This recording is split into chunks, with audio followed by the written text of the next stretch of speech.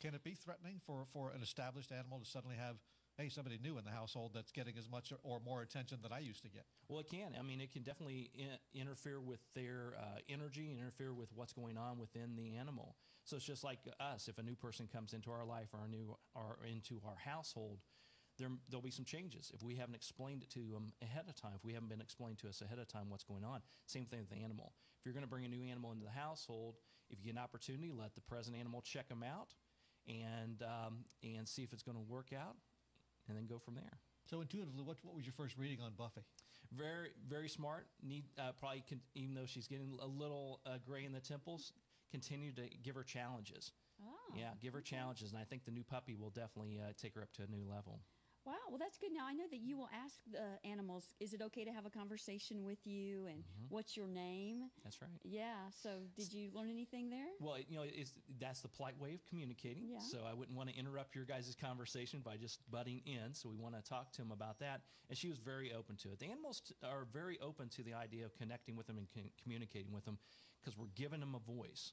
We're giving them an opportunity to share at a much deeper level than perhaps what they can share with their owners. She's kind of scared when we have thunderstorms, and gets kind of nervous, and gets nervous in other situations. Is there anything we can do to calm her down? Well, there's a couple of tricks to the trade.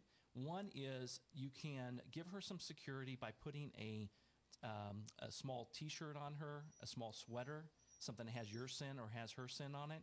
That will give her a security, like a security blanket. You can also find a safe zone within the household, a place that she feels real comfortable, whether it's under the bed or in a small doggy bed in the closet, somewhere that you tell her that that's the safe zone and she can go in there.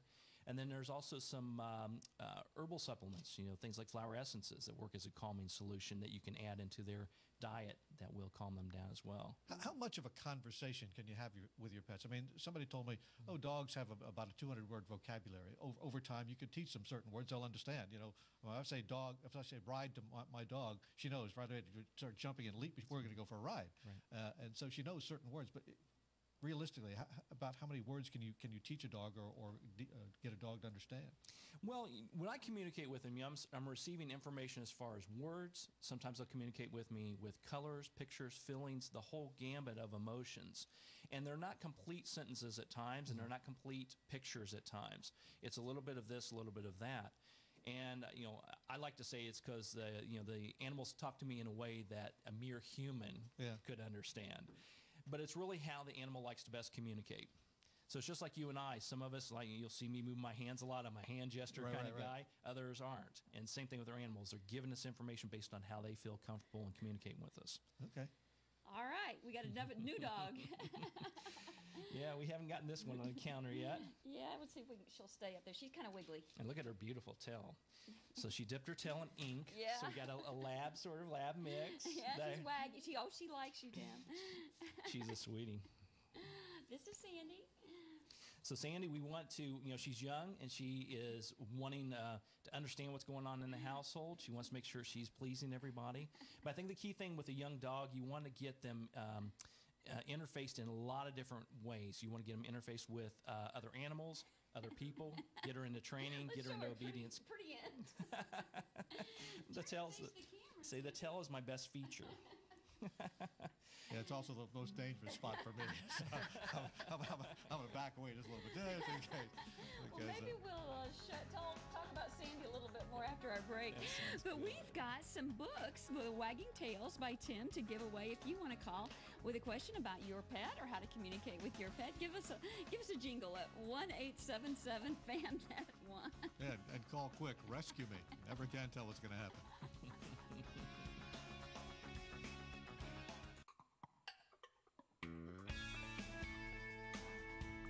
That's a new star of mornings, Sandy the Wonder Dog.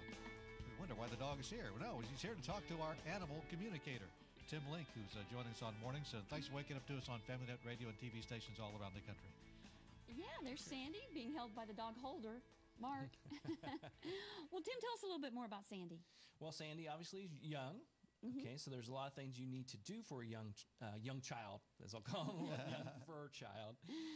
But a young child's going to need a lot of challenges as far as mental and physical type challenges. So she is a lab or lab type mix. So she's going to be very physically active. So you're going to have to get her involved in things like obedience type training classes to get her used to and accustomed to what you want in the household, how you want her to act.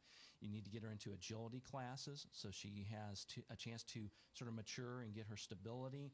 And you also want to get her involved with other dogs and other people so she has a good comfort level. But, the amazing thing is that she's extremely, extremely intelligent, and she's not afraid to tell you that. So I would definitely get her to the point where, you're giving her a lot of commands, and we talked about all the different words the animals could understand. She's going to pick up on quite a few of them, if not all of them. So challenge her with it.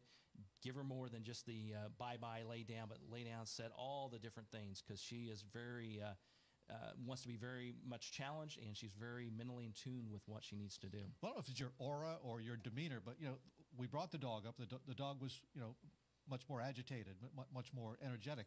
Since you've been here, she's focused a lot on you, and she's calmed down noticeably. I mean, I just thought... Did you feel a connection between you and the dog? Yeah, and the amazing thing, we were talking about it a little bit earlier, is the fact that, it's sort of, I don't know, you want to call it the Pied Piper or what it is, but when I walk into the room... She's never this calm.